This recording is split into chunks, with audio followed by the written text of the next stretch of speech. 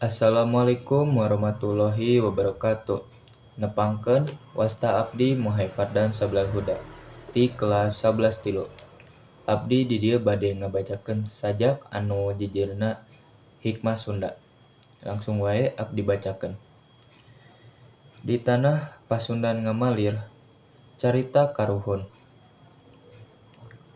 Kearifan lokal mangrupikeun pituduh pikeun kahirupan. Gawe bebarengan, silih asih, silih asah. Jaga alam, hidup rukun jeung batur. Sunda, permata nu nyaangan peuting. Pusat karuhun, jati diri Sunda. Kudu dijaga, diajar, sareng dipikat cinta. Supados teu kasat ku waktos.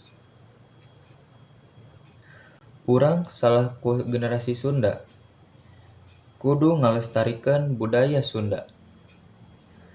Kudu bangga jadi urang Sunda.